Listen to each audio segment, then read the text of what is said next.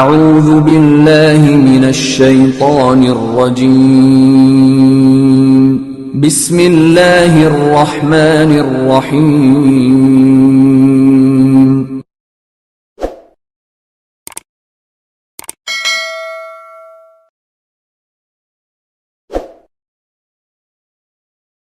ولا قوة إلا بالله العلي العظيم.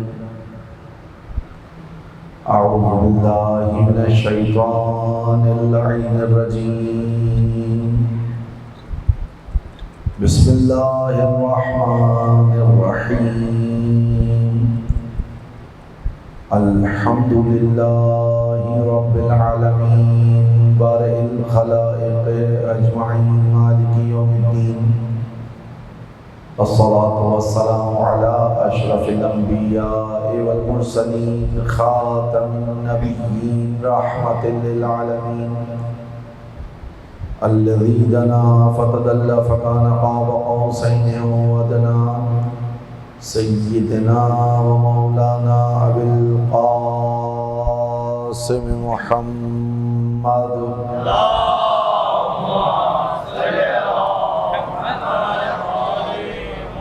وأهل بيته الطيبين الطاهرين المعصومين المظلومين الذين أذهب الله عنهم الرجس وطهرهم تطهيرا.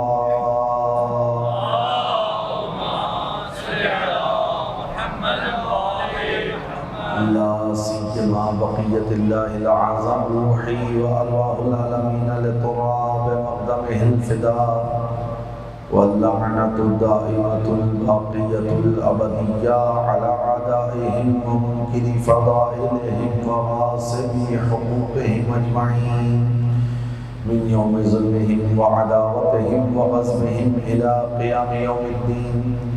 أما بعد قال الله فأعوذ بالله من الشيطان الرجيم. بسم الله الرحمن الرحيم. إنما وليكم الله ورسوله والذين آمنوا الذين يقيمون الصلاة ويؤتون الزكاة وهم راكعون. درود پڑھیں مل کے محمد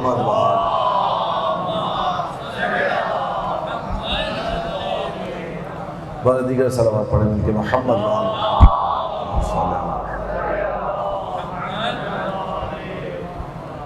ولایت امیر المومنین از غدیر تا کربلا. اس سلسلہ گفتگو کو جس آیت مجیدہ کے ذیل میں بیان کیا جا رہا ہے وہ آیت مجیدہ سورہ مبارکہ مائدہ کی 55ویں آیت ہے.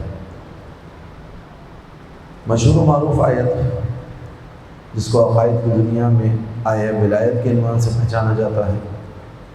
اللہ تعالیٰ اس آیت مجیدہ میں ارشاد فرما رہا ہے انما ولیکم اللہ، تمہارا ولی تو فقط و فقط خدا ہے، ورسولہ اور اس کا رسول ہے، والذین آمنوا الذین یقیمون الصلاۃ اور وہ صاحبان ایمان جو نماز کو قائم کریں، ویؤتون الزکاۃ اور زکوٰۃ کو ادا کریں،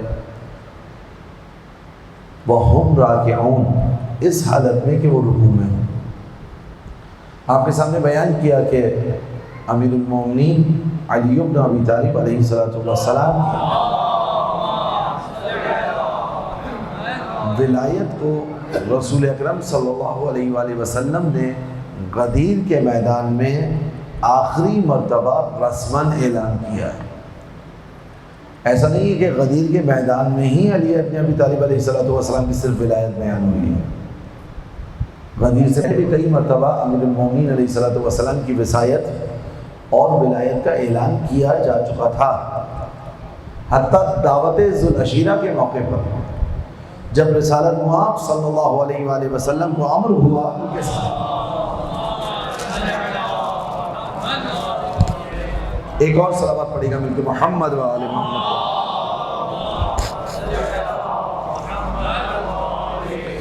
جب سرکار کو امر ہوا وَأَنذِرْ عَشِيرَتَكَ الْأَقْرَبِينَ، اپنے قرابت داروں کو بلائیے اور ان کو اللہ کے دین کی تعلیمات دیجیے اور ان کو سمجھائیے. اس موقع پر رسول اللہ صلی اللہ علیہ وآلہ وسلم نے لوگوں کو جمع کیا. لوگ آئے آ کر بیٹھے، بیٹھ کر کھانا کھایا۔ کھانا کھانے کے بعد جب رسول اللہ صلی اللہ علیہ وآلہ وسلم نے دین کی تبلیغ شروع کی تو کھانے کی حد تک تو ساتھ بیٹھے ہوئے تھے، ادھر دین کی تبلیغ شروع ہوئی، ادھر اٹھ کر جانے لگے۔ ایک دفعہ رسول اللہ صلی اللہ علیہ وآلہ وسلم نے یہ کام انجام دیا، دوسری مرتبہ پھر یہی معاملہ انجام پایا، تیسری مرتبہ پھر یہی بات تکرار ہوئی تو رسول اللہ صلی اللہ علیہ وآلہ وسلم نے کہا کہ تم میں سے جو بھی میری رسالت کی تصدیق کرے گا وہ میرا وصی ہوگا، جانشین ہوگا، پرچم بردار ہوگا۔ دیکھیں بہت اہم مطلب ہے اور میں چاہ رہا ہوں کہ جوان اس کو اسی طرح سمجھے۔ رسول اللہ نے دروازہ کھول دیا۔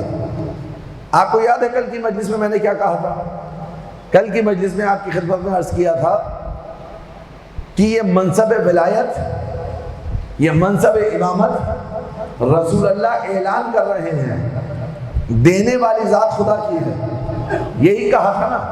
تو یہ دعوت ذوالعشیرہ کے موقع پر رسول گرامی قدر صلی اللہ علیہ وآلہ وسلم یہ دروازہ کھول کیوں رہے ہیں کہ جو بھی تصدیق کرے،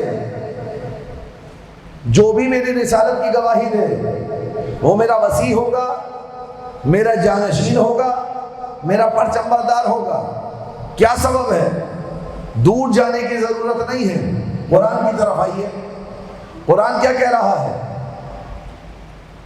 وَيَقُولُ الَّذِينَ كَفَرُوا لَسْتَ مُرْسَلًا قُلْ كَفَى بِاللَّهِ شَهِيدًا بَيْنِي وَبَيْنَكُمْ وَمَنْ عِنْدَهُ عِلْمُ الْكِتَابِ۔ اے رسول، یہ کافر آپ سے کہتے ہیں نا کہ آپ رسول نہیں ہیں۔ اب بھلا کافروں کے کہنے کی بھی کوئی ارزش ہے؟ آپ مجھے بتائیے، اگر کافر یہ کہیں کہ آپ رسول نہیں ہیں تو اس کی کیا اہمیت ہوگی؟ گویا اللہ رسول اللہ کو تسلی دے رہا ہے۔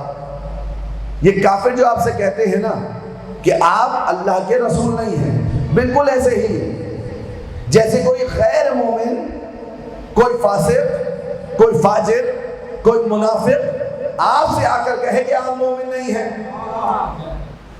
آپ سے آ کر کہے کہ آپ مسلمان نہیں ہیں، آپ سے آ کر کہے کہ آپ موحد نہیں ہیں، تو اس کے کہنے کی کیا اہمیت ہے؟ اس کے کہنے کی تو کوئی ارزش نہیں ہے نا۔ بابا پہلے خود تو مومن بن جاؤ، اس کے بعد سرٹیفکیٹ بانٹنا کہ مومن ہے کوئی یا نہیں ہے۔ مل کے صلوات پڑھے محمد و آل محمد پر۔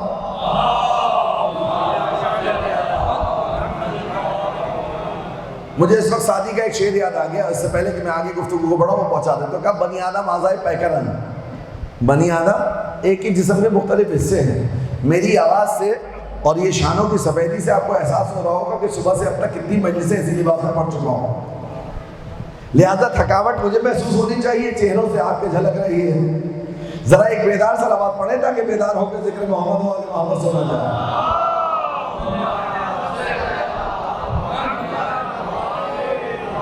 توجہ ہے آپ کی؟ یا سلامت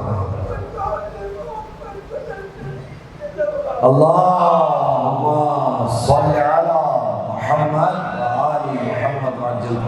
تو کہا وَيَقُولُ الَّذِينَ كَفَرُوا لَسْتَ مُرْسَلًا، وہ لوگ جو کفر اختیار کیے ہوئے ہیں وہ آپ سے کہتے ہیں کہ آپ اللہ کے رسول نہیں ہیں۔ قُلْ كَفَى بِاللَّهِ شَهِيدًا بَيْنِي وَبَيْنَكُمْ وَمَنْ عِنْدَهُ عِلْمُ الْكِتَابِ۔ اے حبیب آپ کہہ دیجئے کہ آپ کی رسالت کی گواہی کے لیے یا اللہ کافی ہے یا وہ کافی ہے جس کے پاس الکتاب کا علم ہو، یا اللہ کافی ہے یا وہ کافی ہے جس کے پاس الکتاب کا علم ہو۔ تو اگر جانتے ہیں جب امیر المومنین علی بن ابی طالب علیہ السلام سے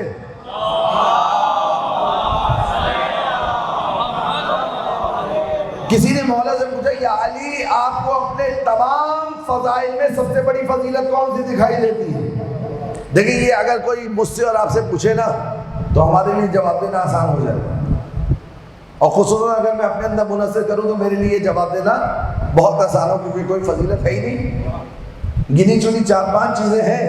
مثلا کہہ دوں گا کہ زیارت کے لیے کیا تھا بھائی یہ بڑی فضیلت حاصل ہو گئی، کہہ دوں گا کہ ذکر امام حسین علیہ السلام کرتا ہوں یہ بڑی فضیلت ہو گئی۔ گنی ہوئی 3-4 چیزیں انہیں کو بتانا آسان ہے، لیکن اگر علی جیسی ذات سامنے ہو اور اس سے پوچھا جائے کہ آپ کو اپنے تمام فضائل میں سب سے بڑی فضیلت کون سی لگتی ہے؟ جس علی کی حیات طیبہ اتنی پاکیزہ ہو کہ جس کے بارے میں شاعر کہے کثیرہ میسر نشد کی سعادت بے کعبہ ولادت بے مسجد شہادت، کہ کسی کو یہ سعادت نصیب نہیں ہوئی کہ کعبے میں ولادت ہو اور مسجد میں شہادت ہو، اور اس کعبے کی ولادت سے لے کر مسجد کی شہادت تک سانس سانس اللہ کے لیے ہو، یعنی علی کی زندگی اللہ سے شروع ہو اور اللہ پر ختم ہو۔ اسی لیے تو ان کو کرم اللہ وجہہ شریف کہا جاتا ہے کہ یہ وہ چہرہ ہے جو کبھی بتوں کے آگے جھکتا ہوا دکھائی نہیں دیا۔ یہ وہ چہرہ ہے جو کبھی بتوں کے آگے نہیں جھکا۔ دیکھ رہے ہیں شرافت علی ابن ابی طالب کی، دیکھ رہے ہیں کمال علی ابن ابی طالب کا، دیکھ رہے ہیں فضیلت علی ابن ابی طالب کی۔ تو اب اگر دین لینا ہے نا تو اس سے لو کہ جس نے کبھی بتوں کو اپنے سامنے خدا کے طور پر پیش نہ کیا ہو، بلکہ جب بھی بتوں کے سامنے گیا تو اپنے جد ابراہیم کی طرح بت توڑتا ہوا دکھائی دیا۔ مل کے صلوات پڑھے محمد و آل محمد۔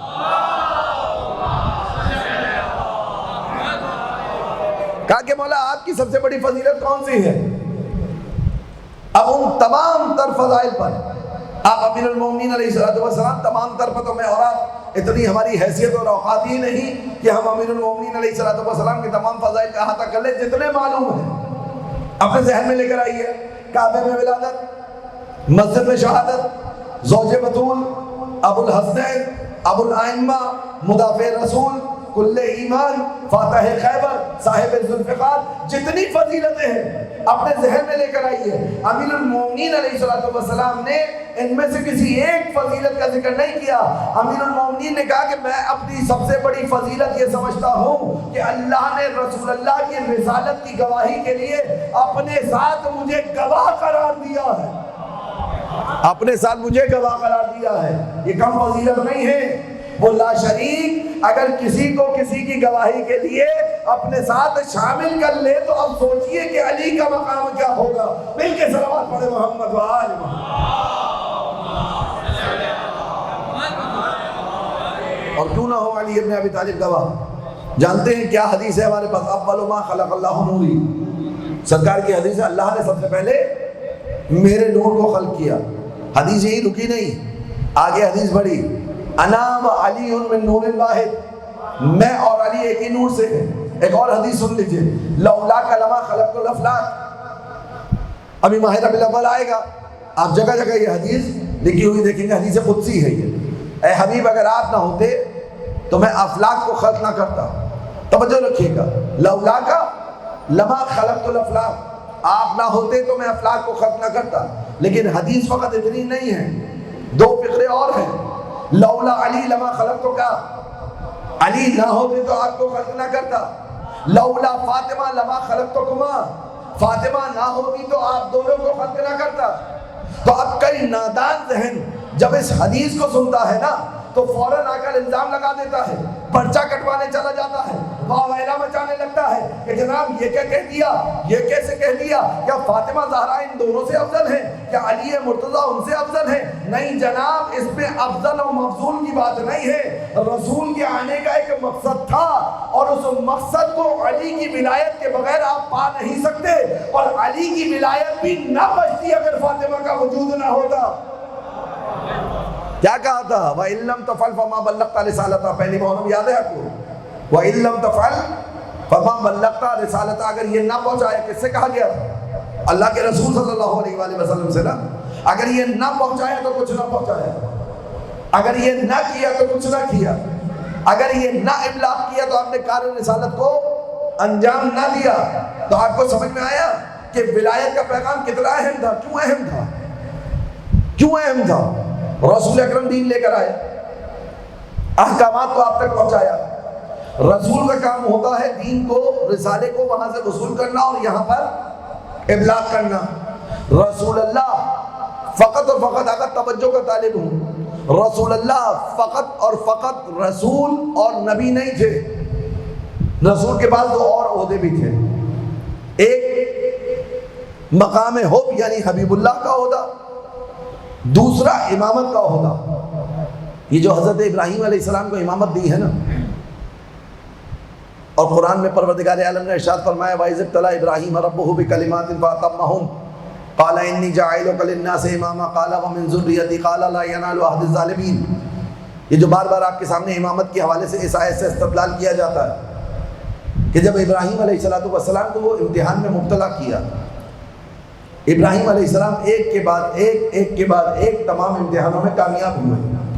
بہت مختصر کر رہا ہوں گفتگو کو، ایک کے بعد ایک تمام امتحانوں میں ابراہیم علیہ السلام کامیاب ہوئے۔ جس وقت امتحان لیے جا رہے ہیں اس وقت آپ نبی بھی ہیں اور رسول بھی ہیں۔ جس وقت ابراہیم علیہ السلام سے امتحان لیا گیا، آپ نبوت کے عہدے پر ہیں، آپ رسالت کے عہدے پر ہیں، امتحان لے کر کامیابی کے بعد آپ کو ایک اور عہدہ دیا جا رہا ہے۔ اب اگر میں بچوں سے بھی پوچھوں کہ یہ بتائیے امتحان میں کامیاب ہونے کے بعد ترقی ہوتی ہے یا تنزلی ہوتی ہے؟ آگا بتائیے نا، جب آپ امتحان میں کامیاب ہوتے ہیں، اگر اس بچے سے بھی پوچھے نا بیٹا جب تم پہلی کلاس میں پاس ہوئے تو دوسری کلاس میں گئے یا واپس نرسری میں پہنچ گئے، تو جواب دے گا کہ جناب پاس ہونے کے بعد کیسے پیچھے جاتا، پاس ہونے کے بعد تو آگے جاتا ہوں۔ یہ بات اس بچے کو پتا ہے، آپ کو نہیں پتا کہ جب کامیاب ہو جائے تو عہدہ اعلیٰ ملتا ہے، بڑا ملتا ہے۔ جب ابراہیم کامیاب ہوئے تو کہا انی جاعلک للناس اماما، میں آپ کو لوگوں کا امام بنا رہا ہوں۔ ابراہیم علیہ السلام نے جب عہدے کو دیکھا فوراً تمنا کی وَمِن ذُرِّيَّتِي، اے اللہ کیا یہ عہدہ، کیا یہ منصب، کیا یہ مقام، کیا یہ منزلت میری ذریت میری اولاد میں رہے گی؟ اللہ تعالیٰ نے ارشاد فرمایا قَالَ لَا يَنَالُ عَهْدِ الظَّالِمِينَ۔ اگر علامہ علی نقی نقن علی اللہ مقامہ کے لہجے میں بولوں نا، جو کہ انہوں نے بیان کیا ہے، کہتے ہیں کہ گویا اللہ نے ابراہیم علیہ السلام کو دلاسا دیا، تسلی دی، کہنے لگے ہاں ابراہیم لا ینال عہد الظالمین کا ترجمہ دیکھیں کتنا خوبصورت کیا، کہا ہاں ابراہیم یہ امامت کا عہدہ تمہاری نسل میں رہے گا ضرور، مگر ان کو نہیں ملے گا جو ظالم ہوں گے، ان کو ملے گا جو معصوم ہوں گے۔ مل کے صلوات پڑھ دے محمد با۔ امامت کا عہدہ ہے نا آقا، بات کہاں سے شروع ہوئی تھی، سرا نہ ہاتھ سے جائے۔ امامت کے عہدے کے لیے رسول اللہ نے دروازہ کھول دیا۔ کیسے کھولا؟ کیا وجہ تھی کہ رسول اللہ نے کہہ دیا کہ جو بھی تائید کرے گا وہ میرا وصی ہوگا، جالشین ہوگا، پرچم بردار ہوگا، اور جتنے عناوین آپ کے ذہن میں آ رہے ہیں سب لے کر آ جائیے۔ بھئی تو اللہ دیتا ہے نا عہدہ، رسول اللہ دروازہ کیوں کھولنا؟ اصلاً رسول کو معلوم ہے کہ ان میں سے کوئی کھڑا ہوگا ہی نہیں۔ کیوں؟ اس کی دلیل ابھی آپ کے سامنے دیتا ہوں۔ کیوں معلوم تھا رسول کو، کیسے معلوم تھا؟ تو اب ابراہیم علیہ السلام کو امامت پر اللہ نے فائز کیا۔ اچھا ابراہیم کے پاس کتنے عہدے آقا؟ نبوت، رسالت، خلت، امامت، ایسا ہی ہے نا؟ وَمِن ذُرِّيَّتِي کا نتیجہ کیا نکلا؟ نسل ابراہیم میں امامت چلتی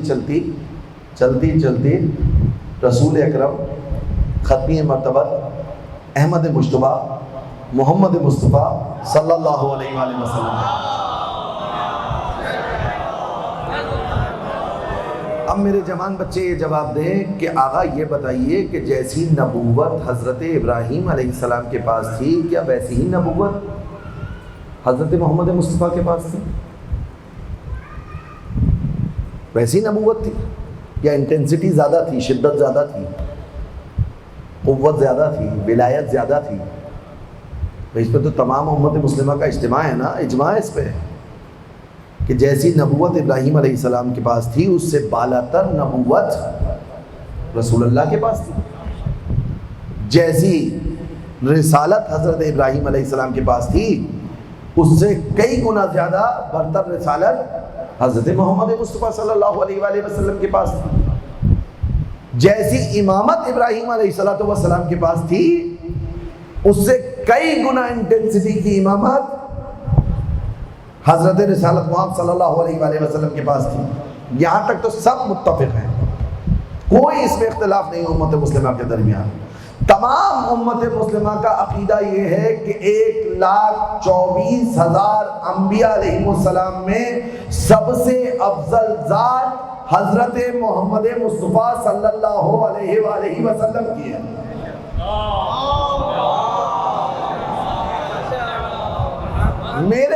نہیں ہے کہ کوئی مسلمان یہ عقیدہ نہ رکھتا ہو. اگر آپ کے علم میں ہو تو بتا دیجیے مجھے. کوئی مسلمان یہ عقیدہ نہیں رکھتا کہ رسول اللہ صلی اللہ علیہ وآلہ وسلم فلاں فلاں نبی سے عہدے میں کم تھے. نہیں، سب کہتے ہیں کہ رسول اکرم صلی اللہ علیہ وآلہ وسلم سب سے افضل ہے. شیعہ ہوں، سنی ہوں، جتنے بھی مسالک، رسول اللہ سب سے افضل. ترتیب کے اعتبار سے رسول اللہ کا کون سا شمارہ ہے، کون سا نمبر ہے؟ پہلا. ترتیب کی بات کر رہا ہوں، رتبے کی بات نہیں کر رہا ہوں. پہلا، دوسرا، تیسرا، سواں، ہزارواں، 1,24,000واں نمبر ہے. یعنی ایک بات طے ہو گئی کہ اگر خدا فضیلت دینا چاہے نا تو سب سے آخر میں بھی آئے ہوتا با فضیلت ہے. اگر خدا فضیلت دینا چاہے تو چاہے سب سے آخر میں آئے، ہوگا با فضیلت. فضیلت کے باب میں ترتیب نہیں دیکھی جاتی، عطا دیکھی جاتی ہے کہ اللہ نے کس کو فضیلت دی ہے. مل کے صلوات پڑھے محمد وآل محمد.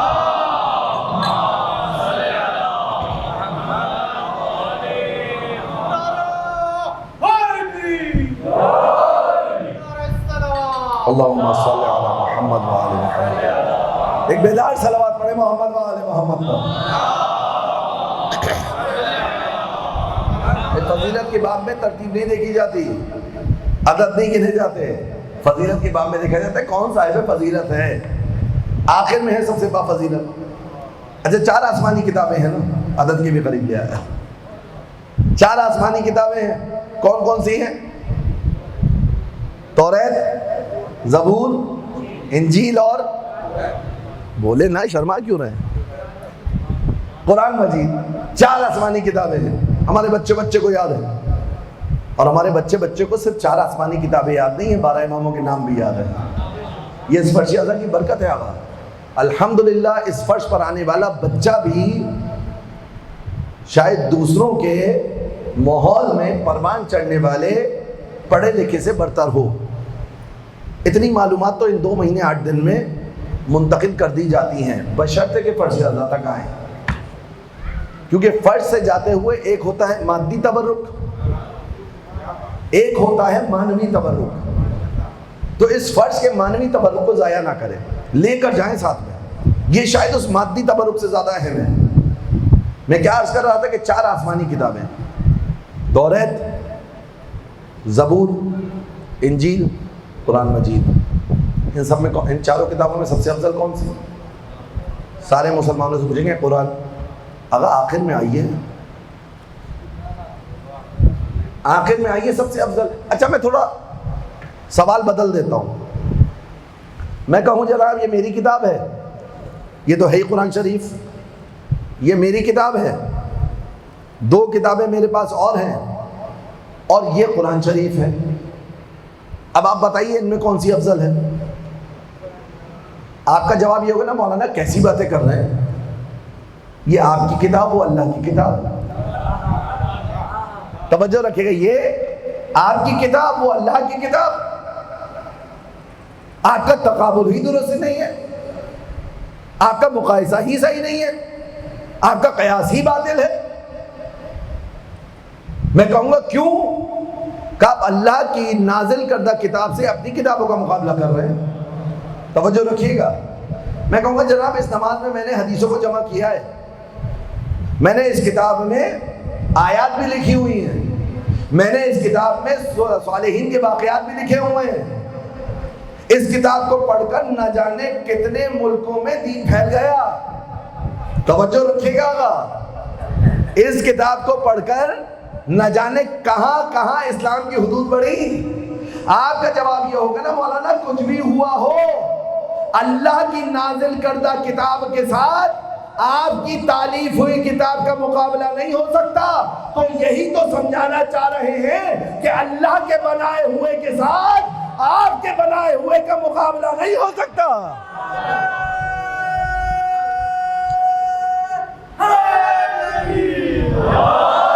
اور کیا سمجھانا چاہ رہے ہیں؟ لاکھ اس نے تبلیغ کی ہو، لاکھ گسترش دی ہو، لاکھ جگہ پھیل گئی ہو بات، اللہ کی نازل کردہ کتاب کے ساتھ مقابلہ کیا؟ تورات زبور انجیل تک تو صحیح تھا، آپ لے کر آ گئے اپنی کتابیں اور اس سے مقابلہ کر رہے ہیں اللہ کی کتاب کا، تو یہ مقایسہ ہی باطل ہے۔ یہی ہم سمجھانا چاہ رہے ہیں، اسی لیے ہم علی ابن ابی طالب کے مد مقابل کسی کو آنے نہیں دیتے، کیونکہ علی کو بنایا ہے اس مقام و منصب کے لیے اللہ نے، حسن کو بنایا ہے اللہ نے، حسین کو بنایا ہے منصب پر اللہ نے، ان کو رسول کا جانشین اللہ نے قرار دیا ہے، میں نے اور آپ نے قرار نہیں دیا۔ پر جس کو اللہ قرار دے دے اس کو میں اور آپ ہٹا نہیں سکتے، میں اور آپ ہٹا نہیں سکتے، یہ ہے مقام عصمت۔ اب رسول نے کیوں کہا، ختم کیا میں نے اپنے عرائض کو، یہیں آ کر بات مصائب کی طرف چلی جائے گی۔ رسول اکرم صلی اللہ علیہ وآلہ وسلم نے کیوں دروازہ کھول دیا ہے؟ ابھی تھوڑا بات، رسول اللہ نے کیوں دروازہ کھول دیا؟ جو میری تائید کرے گا وہ میرا وسیع ہوگا، میرا جانشین ہوگا، میرا پرچم بردار ہوگا۔ یا رسول اللہ یہ دروازہ ایسے تو نہیں کھلا تھا۔ رسول اللہ کا جواب ہوگا مجھے معلوم ہے کہ کوئی نہیں کھڑا ہوگا، کیوں؟ کیونکہ کوئی یہ گواہی دے ہی نہیں سکتا۔ پھر دوبارہ پڑھ لیو اس حدیث تک، انا و علی من نور واحد اول ما خلق اللہ نوری، انا و علی من نور واحد، اللہ نے سب سے پہلے میرے نور کو خلق کیا، میں اور علی ایک ہی نور سے ہیں۔ اور آگے بڑھوں، ایک مرتبہ ایک شخص میرے اور آپ کے نوے امام تقی جواد علیہ السلام کی خدمت میں حاضر ہوا۔ اس کو دھکی نہیں دل لگتی ہے، ایک اور صلوات پڑھے محمد و آل محمد پر۔ مولا کی خدمت میں راوی آیا، نام ہے محمد بن سنان، رجال میں اس کے حوالے سے کافی کچھ لکھا ہوا ہے، تشیع کے اکثر علماء اس کو معتبر راوی مانتے ہیں۔ محمد بن سنان امام تقی کی خدمت میں آیا، آنے کے بعد محمد بن سنان نے ایک سوال کیا، مولا مجھے حقیقی دین کی تعریف بتائیے، کیونکہ میں دیکھ رہا ہوں آپ کے چاہنے والوں میں مزاج بڑے پراگندہ ہیں، بکھرے ہوئے ہیں، ایسا لگ رہا ہے کہ یہ حدیث جو ہمارے زمانے کے لیے ہے، ایسا احساس ہو رہا ہے۔ واقع ہے بعض احادیث، ہر حدیث ہدایت کے لیے، لیکن بعض احادیث پڑھو تو ایسا لگتا ہے جیسے ہم سے کلام ابھی ہو رہا ہے۔ کہ مولا آپ کے چاہنے والوں کے مزاج بڑے مختلف ہیں، میں اپنے لفظوں میں بولوں گا تو اس نے کہا مولا کوئی کسی کو غالی کہہ رہا ہے، کوئی کسی کو مقصر کہہ رہا ہے، یہ مولا آپ کے چاہنے والوں میں ہو کیا رہا ہے؟ اب دیکھیں ہمارے جیسی بات ہے یا نہیں ہے؟ ہمارے زمانے میں یہی تو مصیبت چل رہی ہے، 2 رکعت نماز پڑھنے کے بعد دوسرے کو غالی کہہ دیتے ہیں، وہاں پر ایک فضیلت بیان کرنے کے بعد دوسرے کو مقصر۔ آقا یہ اتنی بڑی تہمت ہے نا، آپ جتنی بھی بڑی تہمت دل میں لے کر آنا چاہیں اس سے بڑی تہمت یہ ہے کسی کو غالی کہہ دینا، مقصر کہہ دینا، مگر یہ کہ وہ ہو، اور اگر ہو چاہے وہ غالی ہو یا مقصر ہو، دونوں پر اللہ کی لعنت ہو، چاہے غالی ہو یا مقصر۔ کسی شیعہ کو میں اور آپ یہ نہیں کہہ سکتے فضائل بیان کرنے والا مولا کا موالی ہو سکتا ہے، آپ کو اگر نہیں دکھ رہا کہ وہ محفل میں نہیں آ رہا، اس کا مقصد یہ نہیں ہے کہ وہ مقصر ہو گیا۔ ان تہمتوں کو لگانے سے پہلے توجہ کیا کریں، معاشرے کے اندر یہ بہت بڑی برائی ہے۔ اس نے امام سے آ کر یہی پوچھا پریشانوں کو، مولا کیا کروں؟ کوئی کسی کو غالی کہہ رہا ہے، کوئی کسی کو مقصر کہہ رہا ہے۔ جانتے ہیں امام نے کیا جواب دیا؟ لیکن خلقت یاد رکھیے گا، اول ما خلق اللہ نوری۔ امام نے کہا یا محمد، آنے والے کا نام کیا ہے؟ محمد بن سنان۔ اب جب امام کہہ رہے ہیں نا یا محمد، تو اس سے مراد ہے یہ راوی، اے محمد، ان اللہ تبارک و تعالی لم یزل متفردا بوحدانیتہ، بالتحقیق اللہ تبارک و تعالیٰ اپنی وحدانیت میں منفرد ہے، اس کی وحدانیت میں کوئی اس کا شریک نہیں ہے۔ یہ کہہ کے امام نے کس کو رد کیا؟ غالی کو۔ آیا تھا نا صحیح دین میں، کچھ غالی کہہ رہے، کچھ مقصر کہہ رہے، کہ ان اللہ تبارک و تعالی لم یزل متفردا بوحدانیتہ، یہ کہہ کے غالی کو رد کر دیا۔ اب آئی مقصر کی شامت، اب امام علیہ السلام نے کلام کرنا شروع کیا، ثم خلق محمدا وعلیا و فاطمہ. تم غالی اور مقصر کا پوچھ رہے ہو نا، میں تمہیں صحیح دین بتاتا ہوں. اللہ تبارک و تعالی اپنی ذات میں وحدہ لا شریک ہے. ایک صلوات پڑھے مل کے محمد والے.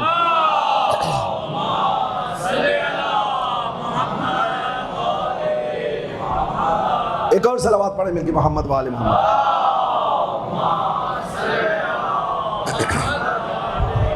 اللہ تبارک و تعالی اپنی ذات میں وحدہ لا شریک ہے. نہ اس کی ذات میں کوئی شریک، نہ اس کی عبادت میں کوئی شریک، نہ اس کے افعال میں کوئی شریک. یہ توحید امام نے پہنچا دی. یہ کہہ کر امام نے غالی کو رد کر دیا. اب آئی بات مقصر کی کہ جو یہ کہتا ہوا دکھائی دیتا تھا کہ وہ ہم جیسے اور یہ ہم ان جیسے. مقصر بھی بڑا چالاک ہے، قرآن سے یہ آیت لے کر آتا ہے نا، کہا قل انما انا بشر مثلکم. قرآن سے یہ دلیل لے کر آ رہا ہے. البتہ اس کو رد کر دیا گیا. امام نے کہا کہ ثم خلق محمدن و علیًا و فاطمہ ثم خلق جمیع الاشیاء. اللہ تبارک و تعالیٰ اپنی وحدانیت میں منفرد ہے. جب اس نے خلقت کا ارادہ کیا نا تو اول مخلوق قرار دیا محمد صلی اللہ علیہ وآلہ وسلم کو، علی مرتضیٰ علیہ السلام کو، و فاطمہ زہرا سلام اللہ علیہ کو. اور اس کے بعد اللہ نے تمام مخلوقات کو خلق کیا. جب میں نے کہا نا محمد علی و فاطمہ تو حسن عسکری کو ان سے جدا مت سمجھیے گا، علی نقی کو ان سے جدا مت سمجھیے گا، محمد تقی کو ان سے جدا مت سمجھیے گا. یعنی نور اہل بیت اللہ نے سب سے پہلے خلق کیا، اس کے بعد تمام کائنات کو خلق کیا. اور جب تمام کائنات کو اللہ نے خلق کیا نا، ان کی ولایت کو سب کے سامنے پیش کیا. بس جس نے جتنی جلدی ان کی ولایت کو قبول کر لیا، اللہ نے اس کے درجات اتنے ہی بلند کر دیے. اللہ نے اس کے درجات اتنے ہی بلند کر دیے. اشارہ کیا تھا یہ عقیق کیوں محترم ہے، کیوں رسول اللہ صلی اللہ علیہ وآلہ وسلم کی انگوٹھی کی زینت بنائی عقیق، کیوں پہننے کا حکم دیا گیا عقیق کو؟ کیونکہ پتھروں میں سے عقیق وہ پتھر ہے کہ جس نے سب سے پہلے ولایت کو قبول کیا ہے. سب سے پہلے. مثلا کیا آپ اور میں یہ غور نہیں کرتے کہ ایسے ہی فرش اعضا پر آ کر بیٹھ گئے؟ ایک ہندو فرش اعضا تک کیوں نہیں آ پا رہا؟ باقی قیاس آپ کرتے رہیے، کیوں لوگ فرش اعضا تک نہیں آ پا رہے؟ یہ سکھ فرش اعضا تک کیوں نہیں آ پا رہا؟ یہ عیسائی فرش اعضا تک کیوں نہیں آ پا رہا؟ البتہ شاید وہ آسانی سے آ جاتے ہیں، وہ شاید آسانی سے آ جاتے ہیں، لیکن ذہن کو قریب لانے کے لیے کہہ رہا ہوں. بھئی کیا وجہ ہے کہ ایک ہندو کے گھر میں پیدا ہوا، آپ شیعہ کے گھر میں پیدا ہو گئے؟ کیا وجہ ہے کہ ایک عیسائی کے گھر میں پیدا ہوا، آپ کسی سید گھرانے میں پیدا ہو گئے؟ بھئی ایسے ہی تو نہیں دیتی نا اللہ نے فضیلت. اس فضیلت کے پیچھے بھی کوئی نہ کوئی حکمت ہوگی. یعنی آپ کی روح نے کسی حقیقت کا اعتراف کیا ہوگا، اس اعتراف کے نتیجے میں آپ کو یہ فرش اعضا ملا ہے، اس اعتراف کے نتیجے میں آپ کو یہ فرش اعضا ملا ہے. لہذا وہاں جو آپ نے کہا تھا نا، یہاں اس کا ثمرہ پا رہے ہیں، اور یہاں جو کریں گے نا وہاں اس کا ثمرہ پائیں گے. مل کے صلوات پڑھے محمد وآل محمد.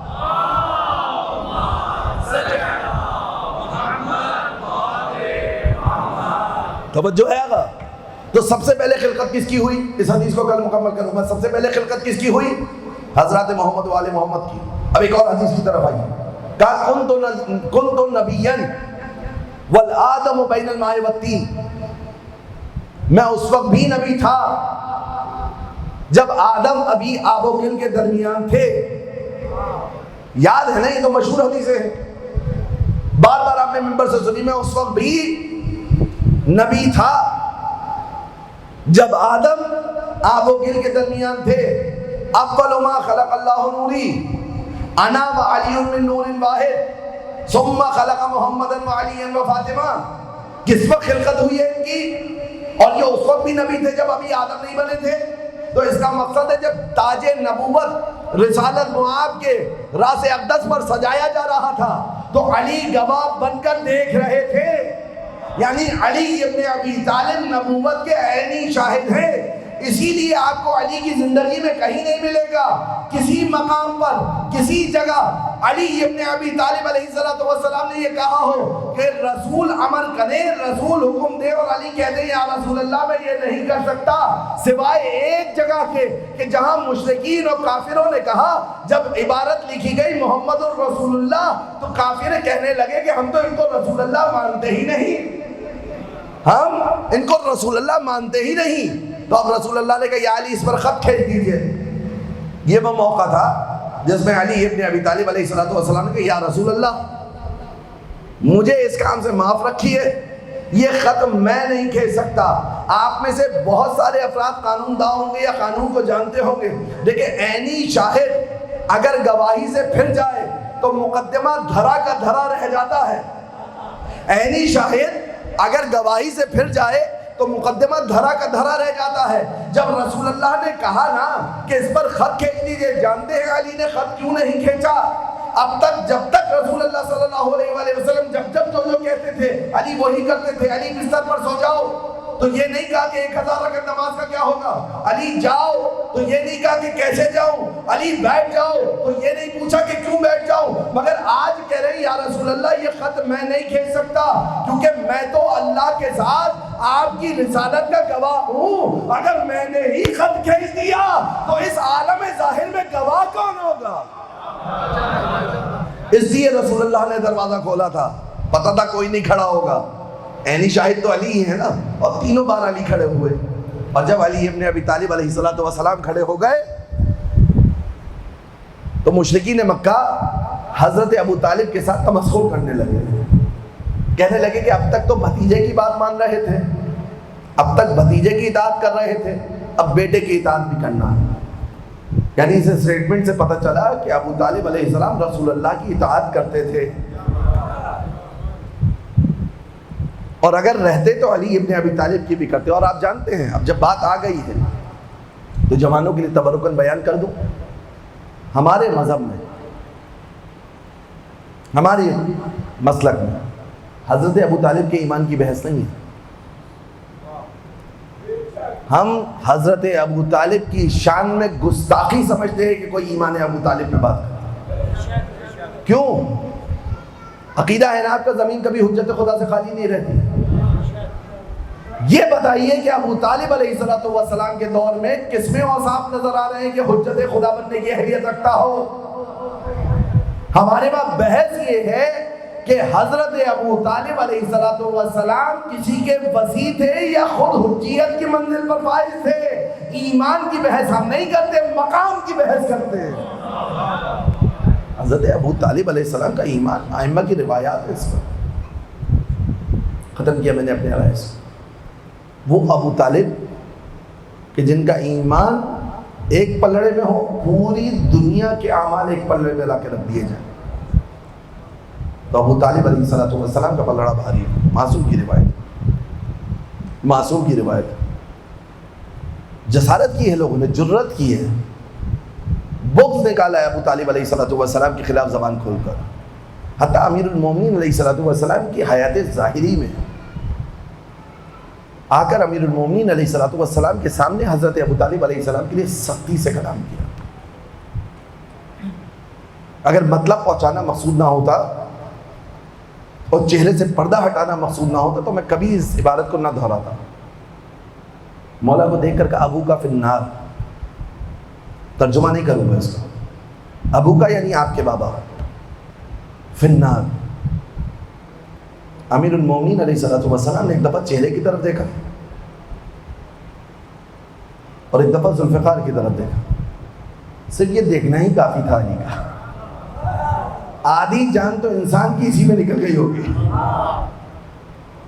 اور دیکھنے کے بعد انا قسیم النار والجنہ، مرحوم علامہ کے جملات ہیں، فرماتے ہیں کہ امیر المومنین نے کہا میں جنت و جہنم کا تقسیم کرنے والا ہوں۔ اس کو ہی جواب دے کر درگزر کیا علی ابن ابی طالب نے، یعنی گویا امیر المومنین علیہ السلام یہ فرمانے کہ میرے باپ کی فکر نہ کرو، اپنے باپ کی فکر کرو۔ یہ بردباری اہل بیت اطہار علیہ السلام، اسی ابو طالب کے خاندان کو کربلا میں آپ جو کہتے ہیں نا بنی ہاشم، آپ جا کر دقت کیجئے، آپ کو بنی ہاشم بنی ابو طالب نظر آئیں گے۔ حضرت ابو طالب کی نسل کٹی ہے کربلا میں، سب ابو طالب علیہ السلام کی اولاد ہے۔ کون ہے بنی ہاشم میں؟ آبا جناب عقیل کی اولاد ہے۔ عقیل کس کے بیٹے ہیں؟ جناب امیر المومنین کی اولاد ہے۔ علی کس کے بیٹے ہیں؟ جناب جعفر کی اولاد ہے۔ جعفر کس کے بیٹے ہیں؟ بنی ہاشم جو ہم کہتے ہیں شہدائے کربلا میں بنی ہاشم، سب حضرت ابو طالب علیہ السلام کی اولاد ہے۔ انہی میں سے دو شہید کے جن کا ذکر آج مجھے کرنا ہے۔ خدا مجھے اتنی طاقت دے کہ شہزادی کے زخموں کا کچھ مرہم ہو سکے۔ جعفر طیار کے پوتے، حیدر کرار کے نواسے، ابو طالب علیہ السلام سے دوہرا رشتہ ہے۔ شب عاشور مائیں بیٹھی بچوں کو نصیحت کر رہی ہیں۔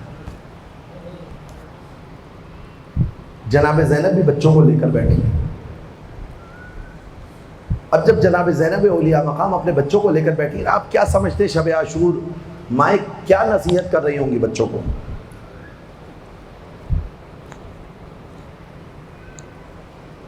مائیں نصیحت یہ کر رہی ہیں کہ بیٹا کل قربانی کا دن ہے، تمہیں حجت خدا پر قربان ہونا ہے۔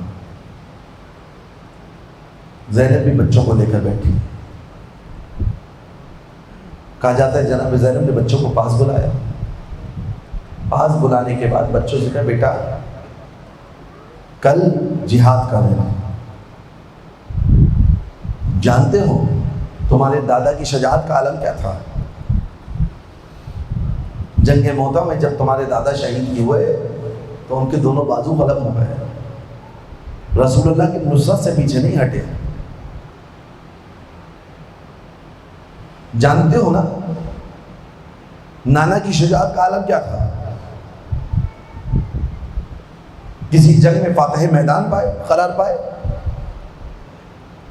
کسی جنگ میں در خیبر کو اکھاڑتے ہوئے دکھائی دیے، کسی جنگ میں ان کے لیے اللہ نے ذوالفقار بھیجی۔ دونوں طرف سے تمہارا نسب شجاعت سے لبریز ہے، بچے سمجھدار ہیں،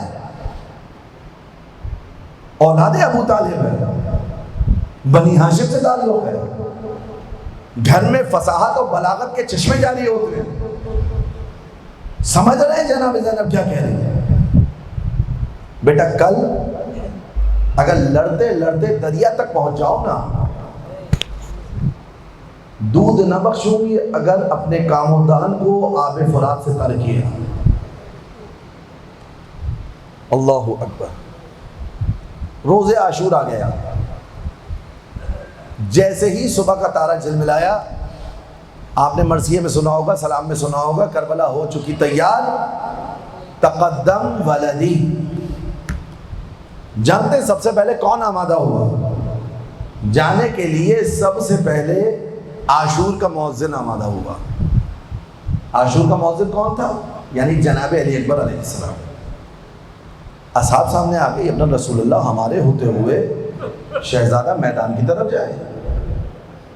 اتنا اصرار کیا اصحاب نے، اتنا اصرار کیا کہ امام حسین علیہ السلام نے اصحاب کو پہلے اجازت دی، علی اکبر کو روک دیا۔ ایک ایک کر کے صحابہ گئے امام حسین کے، اصحاب جا کر شہید ہو گئے، انصار شہید ہو گئے۔ اب باری آئی بنی ابو طالب بنی ہاشم۔ مقتل کی عبارت ہے جو مینوان آپ کے سامنے پڑھ رہا ہوں، تمام مشہور مقاتل میں یہی لکھا، اول من خرج من المخیم هو علی الاکبر۔ سب سے پہلے جو مبارزے کے لیے، جہاد کے لیے خیمگاہ سے نکلے ہیں نا فرد، اس وقت کا نام علی اکبر ہے۔ اگر یہ امام حسین علیہ السلام کا حوصلہ ہے، یہ امام حسین کا حوصلہ ہے۔ انشاءاللہ جناب علی اکبر کی شہادت میں آپ کے سامنے یہ بات بیان کروں گا کہ کیسے امام حسین علیہ السلام نے بھیجا۔ اب جناب زینب سلام اللہ علیہ کا حال آپ کو معلوم ہے علی اکبر کے لاشے پہ کیا ہوا تھا؟ سن رکھا ہوگا آپ نے، جب خیمے میں لاشا آیا نا علی اکبر کا، جناب زینب کھڑے قد سے لاشے پر گر گئی تھی۔ برداشت نہیں کر پائی. صبح سے جتنے لاشیں آ رہے ہیں، اصحاب کے بھی جو لاشیں آ رہے ہیں، جناب زینب وہ واحد بیوی ہیں جو سب سے پہلے لاشیں پر حاضر ہوتی ہیں. بھائی کے فدائی آ رہے ہیں، اگر وہاں پر کسی شہید کی بیوہ ہوتی اس کو دلاسا دیتی، اگر کسی شہید کی ماں ہوتی اس کو دلاسا دیتی، اگر کسی شہید کی بچیاں ہوتی اس کو دلاسا دیتی. جناب زینب کا کام ہی صبح سے ہی ہے، جب بھی کسی شہید کا لاشا آتا ہے گھر والوں کو دلاسا دیتی ہیں، شہید پر گریا کرتی ہیں. اب جب علی اکبر کا لاشا آیا تو جناب زینب نے اپنے بچوں کو بلایا. بچے ماں کے سامنے آئے. ماں نے ایک مرتبہ تشویش کی نگاہوں سے بچوں کی جانب دیکھا. بڑا بیٹا کہنے لگا ماں ہم تو کب سے ماموں جان سے جانے کا کہہ رہے ہیں، لیکن ماموں ہمیں اجازت نہیں دیتے. ایک مرتبہ شہزادی کو جلال آیا، کہنے لگی کب جاؤ گے؟ جب میرا بھائی نرغہ آداب میں گر جائے گا. اس کی گود اجڑ گئی، میری گود آباد ہے. یہ ہے زینب. بالآخر بچوں کو اجازت مل گئی. بچے میدان کارزار کی طرف گئے. شروع میں تعارف کرا دیا نا کس کے پوتے ہوں، کس کے نواسے؟ حیدر کرار کے نواسے ہیں، جعفر طیار کے پوتے ہیں. اب جب میدان میں گئے ہیں نا تو رجس خوانی میں علی ابن ابی طالب کے فضائل بیان کرنا شروع کیے. شامی لشکر کو امیر المومنین کے فضائل سے شدید چڑھ تھی. یہ ہر حملے میں امیر المومنین کے فضائل پڑھنا ہے. اب ایک مرتبہ بڑے بیٹے نے وار کیا کہ پہلے ہی وار میں 350 یزیدیوں کو فنار کیا. میں بہت تحمل سے پڑھ رہا ہوں تاکہ یہ معاملات سامنے آئے کہ حیدر کرار کے نواسوں نے جنگ کی کیسے ہے. جنگ کے استاد حضرت عباس علمدار علیہ السلام ہیں. فنون حرب انہوں نے جناب عباس سے سیکھے. تلوار چلانا شروع کی. 350 لوگ بڑے بیٹے کے پہلے وار میں فنار ہوئے. تلوار چلائے جا رہے ہیں، کاٹتے جا رہے ہیں. دوسرا بیٹا حملے کے لیے آیا، اس نے بھی اسی طریقے سے حملے کیے. اچھا بچے حملہ کر کے واپس خیمے کی طرف آتے تھے. عباس سے داد لیتے تھے، سید الشہداء سے داد لیتے تھے، ماں کی دعائیں لیتے تھے، دوبارہ میدان میں جاتے تھے. اب دوبارہ حملہ کرنا شروع کیا، پھر کئیوں کو فنار کیا. ایک مرتبہ پسر سعد نے کہا کہ اے لوگوں کیا احمقانہ حرکت کر رہے ہو؟ یہ جانتے ہو علی کے نواسے ہیں، جعفر طیار کے پوتے ہیں. اگر ایک ایک کر کے سامنے آئے نا پورے میدان کو کاٹ کر رکھ دیں گے. حملہ کرو چاروں طرف سے گھیر کر، حملہ کرو چاروں طرف سے گھیر کر. اب بچوں کو چاروں جانب سے گھیر لیا گیا. کہیں سے تیر چڑھنے لگے، کہیں سے تلواریں ماری جانے لگی، کہیں سے نیزے چبھائے جانے لگے، کہیں سے پتھر مارے جانے لگے. ایک مرتبہ ایک شقی آگے بڑھا، چھوٹے بھائی پر حملہ کیا. بڑا بھائی اس کو اٹھانے کے لیے جھکا، بڑے بھائی پر حملہ کیا. ان دونوں بچوں نے خیموں کا رخ کیا. امام حسین علیہ السلام کو صدا دی، حضرت عباس کو صدا دی. یا خالہ ہو ادرکنی، اے ماموں جان ہماری مدد کے لیے آئیے. اب جب امام حسین اور حضرت عباس پہنچے نا، دیکھا بھی بچوں کی جان میں جان باقی ہے، بچوں کی جان میں جان باقی ہے. دونوں نیم اجسام کو اٹھا کر خیموں کی طرف لے کر آئے. اب تک کیا تھا آقا؟ جب بھی کوئی شہید آتا تھا سب سے پہلے بڑھ کر زینب استقبال کرتی تھی، مگر اب جب بچوں کے نیم جاں بدن آئے ہیں نا زینب دکھائی نہیں دیتی. فضہ کو بھیجا گیا. فضہ نے جا کر خیمے میں دیکھا زینب پیشانی خاک پر رکھے پروردگار کی بارگاہ میں شکر ادا کر رہی ہے. پروردگارا بچوں کی صدا آئی تھی، اس ماں کو سرخرو کر دے بھائی کے سامنے. ارے زینب کی قربانی قبول کر. فضہ نے شانہ ہلایا، شہزادی بچے ابھی زندہ ہیں. مسلح سے اٹھی آئی بچوں کے پاس، دیکھا نیم جان بدن پڑے ہوئے ہیں. درمیان میں بیٹھ گئی، ایک ہاتھ اون کے سینے پر رکھا، ایک ہاتھ محمد کے سینے پر رکھا اور ایک نظر ڈالی. نہ جانے ماں اور بچوں میں آنکھوں میں کیا بات ہوئی. بڑا بیٹا کہنے لگا اماں قسم لے لو دریا تک پہنچ گئے تھے مگر مجال ہے جو کامودان کو آب فرات سے تر کیا. مجال ہے جو اپنے دان کو آب فرات سے تر کیا ہو، اماں ہم نے پانی نہیں پیا، نہ جانے کون سی رضایت کا اظہار کیا۔ دونوں بچوں نے ہچکی لی، روح پرواز کر گئی۔ حسین روئے، عباس روئے، اور خواتین روئی، مگر زینب روتی دکھائی نہ دی۔ پروردگارہ تو نے میری قربانی کو قبول کیا، اب جا کر عبداللہ کو بتاؤں گی تمہارے بیٹوں نے بہترین جنگ کی ہے۔ بس عزیزان محترم، زینب بچوں کو نہ روئی۔ عاشورے کا دن ڈل گیا، 11 محرم کا دن طلوع ہوا، زینب رسن بستہ ہو کر مقتل سے گزاری گئی۔ اکبر کے لاشے پر روئی، اکبر کے لاشے پر روئی، قاسم کا ماتم کیا، حسین کے لیے صدائے بلند کی، اونو محمد کو نہ روئی۔ راستے میں جب کبھی سر حسین کو دیکھتی وہ حسینہ کہہ کر گریا کرتی، سر عباس کو دیکھتی وہ عباسہ کہہ کر گریا کرتی، قاسم کے سر کو دیکھتی قاسم کو یاد کر کے روتی، اصغر کے سر کو دیکھتی اصغر کو یاد کر کے روتی، مگر اونو محمد کو نہ روئی۔ دربار عزیز سے ہوتی ہوئی زینب زندان میں قید کر دی گئی۔ کبھی بھائی کی یاد ستاتی وہ حسینہ، کبھی عباس کی یاد آتی وہ حجابہ و عباسہ، کبھی قاسم کی یاد آتی وہ قاسمہ، کبھی اور کسی بچے کی یاد آتی وہ اصغرہ۔ ان بچوں کو روک لیجئے وہیں پر۔ ابھی اگر یاد آتی نا زینب کو تو زینب فریاد کرتی، مگر اونو محمد کا نام نہ لیتی۔ زینب زندان سے رہا ہوئی، گھر خالی کرا دیا گیا، فرش عزا بچھا دی گئی، شہداء کے سر آنے لگے۔ ام کلثوم نے بڑھ کر عباس کے سر کو آغوش میں لیا، ارے پروانے بڑھ کر قاسم کے سر کو آغوش میں لیا، رباب نے بڑھ کر اصغر کا ننھا سر آغوش میں لیا۔ مجلس میں حسین کا سر آیا، ہر بی بی نے اپنے پیارے کے سر کو زمین پر رکھ دیا، زہرا کے لال کا ماتم کیا۔ شام کی عورتیں آئی ہوئی تھی، جانتے ہیں کیا کہتی ہیں؟ کہنے لگی ہے بیویوں آؤ ذرا ان دو سروں پر ماتم کرو، لگتا ہے لاوارث ہیں، ان کی ماں موجود نہیں ہے۔ زینب متوجہ ہوئی، کہنے لگی ہے شامی عورتوں سنو، جس کے سامنے حسین کے اکبر کا سر، جس ماں کے سامنے حسین کے اکبر کا سر ہو، وہ زینب کیسے اپنے بچوں کو روئے؟ چلی زینب شام سے کربلا پہنچی، خود کو بھائی کی قبر پر گرا دیا، بھیا تیری یتیمہ کو زندان میں چھوڑ آئی۔ کبھی عباس کا ماتم، کبھی عباس کا ماتم، کبھی حسین کا ماتم، کبھی قاسم کا ماتم، کبھی اصغر کا ماتم۔ زینب نے اونو محمد کا نام نہ لیا۔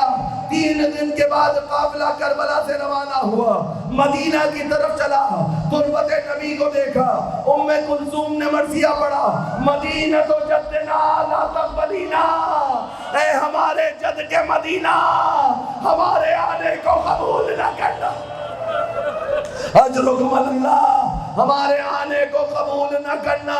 بڑے رنج و غم کے ساتھ پڑھتے ہیں، اب نہ قاسم ہے، اب نہ عباس ہے، اب نہ حسین ہے۔ نانا کی قبر پر گئی، وہاں جا کر تبرکات کو کھولا، کہنے لگی نانا نواسی سفر سے آ گئی، دستور یہی ہے نا جب کوئی مسافر آتا ہے سوغات لاتا ہے، یہ کہہ کر خون آلود کرتا نکالا، نانا کی قبر پر بچھا دیا، اے نانا حسین کا لہو بھرا کرتا، حسین کا ماتم کیا، اکبر کا ماتم کیا، عباس کا ماتم کیا، اونو محمد کا نام نہ لیا۔ حسین کے گھر میں چلی گئی، فرش عزا بچھ گئی، مدینے کی عورتیں آتی رہی، ایک ایک کر کے سب سے پرسہ لیتی رہی، سب سے پرسہ لیتی رہی، کبھی حسین کا پرسہ، کبھی عباس کا پرسہ، کبھی عباس کے بھائیوں کا پرسہ، مگر اونو محمد کا نام نہ لیا۔